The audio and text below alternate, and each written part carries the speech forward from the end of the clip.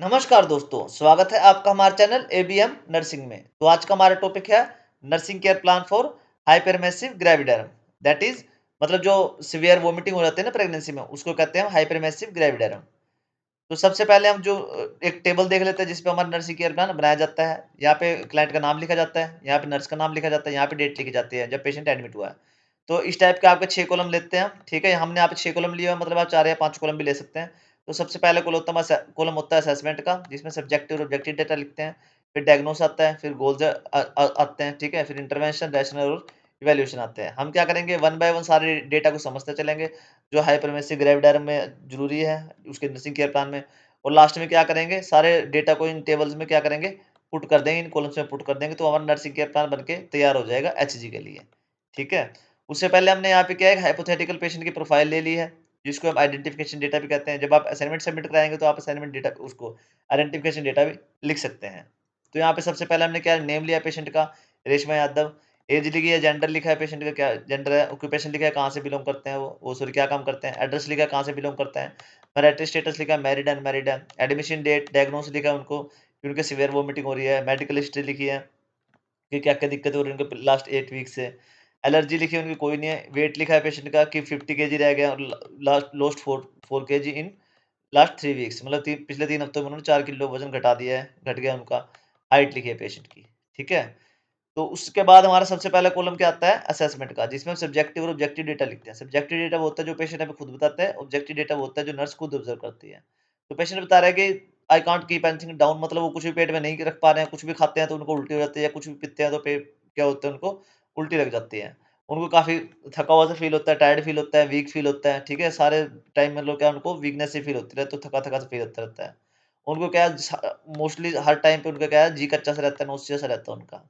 और क्या फिर आता है हमारे ऑब्जेक्टिव डेटा। ऑब्जेक्टिव डेटा में क्या है, पेशेंट की जो अपीयरेंस है वो कैसी वीक फील हो रही है, मतलब कमजोर सा फील हो रहा है पेशेंट, और काफी डिहाइड्रेटेड सा फील हो रहा है, मतलब जिनका पानी बिल्कुल खत्म हो गया हो। लिप्स उनके ड्राई हैं बिल्कुल ही, और जो स्किन टर्गर है ना वो भी काफी पुअर सा लग रहा है, मतलब स्किन भी काफी रुखी रुखी सी लग रही है।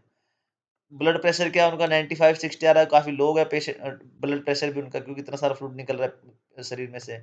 लो हो रहा है ये भी। पल्स रेट क्या है उनकी बढ़ गई है, 110 के आसपास जा रही है, टैकीकार्डिया हो रहा है पेशेंट को, ठीक है।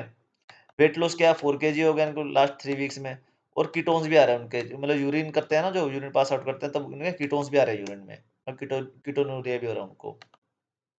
फिर आता है हमारा नर्सिंग डायग्नोस। सब्जेक्टिव और ऑब्जेक्टिव डेटा को मिला के बनता है हमारा नर्सिंग डायग्नोस।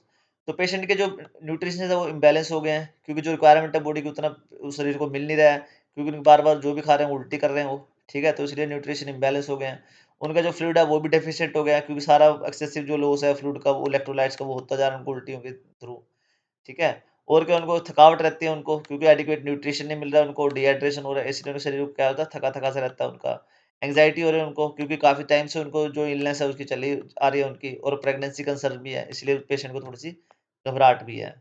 फिर आते हैं हमारे गोल्स। गोल्स हमारे शॉर्ट टर्म गोल्स हैं और लॉन्ग टर्म गोल्स हैं। शॉर्ट टर्म गोल तो हमारा सबसे पहला गोल तो हमारा यही है कि पेशेंट के 24 टू 48 आवर्स में क्या होंगे, ट्रीटमेंट के उनकी क्या है, वोमिटिंग बंद हो जाएगी, ठीक है? बंद हो जाएगी, एटलीस्ट कम हो जाएगी। और क्या है, पेशेंट का जो हाइड्रेशन है वो एडुकेट लेवल पे आ जाएगा, और मेंटेन रखना उतना हमने, ये हमारा शॉर्ट टर्म गोल है। लॉन्ग टर्म गोल हमारा यही है कि जो पेशेंट का जो वेट है वो प्रेगनेंसी के थ्रू गेन एप्रोप्रिएट कर लेंगे वो, मतलब जितना होना चाहिए उतना गेन कर लेंगे वेट को। और क्या कहें, पेशेंट समझ पाएँगे कि डाइटरी मॉडिफिकेशन कौन-सी करनी है उनको, मतलब स्पाइसी वगैरह नहीं खाना उनको, ऑयली वगैरह नहीं खाना, ताकि उनका जो प्रेगनेंसी है वो सही तरीके से चल पाए, उनके न्यूट्रिशन बैलेंस भी ठीक हो पाए। फिर आते हैं हमारे इंटरवेंशंस। इंटरवेंशंस क्या होते हैं, प्लानिंग और इम्प्लीमेंटेशन।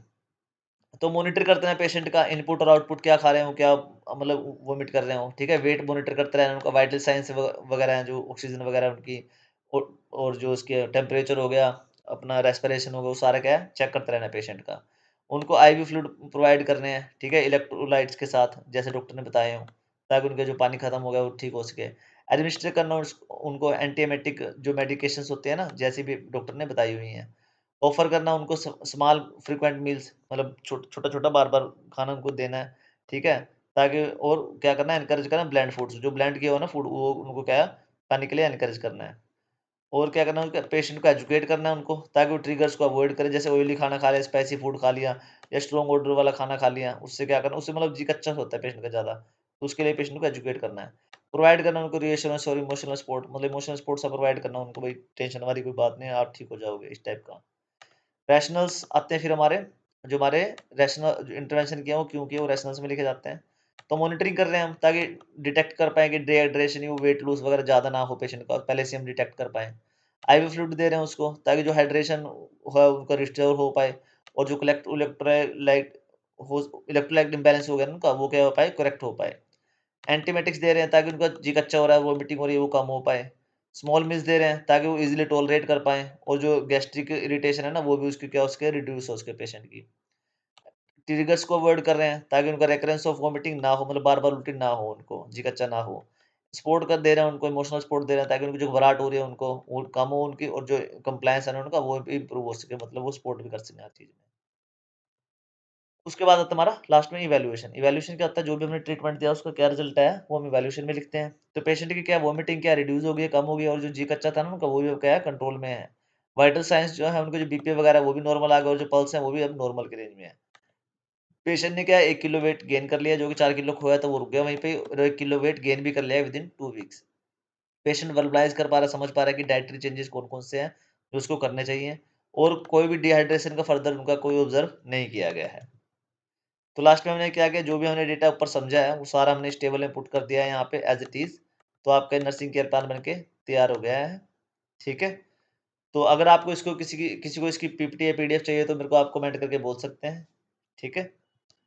तो ओके बच्चों, thanks for watching, please like, share and subscribe BBM nursing. अगर आपको टॉपिक में डाउट है तो प्लीज़ कमेंट करके पूछें, या किसी और टॉपिक पे आपको एनसीपी बनवाना है तो वो भी आप कमेंट करके बोल सकते हैं।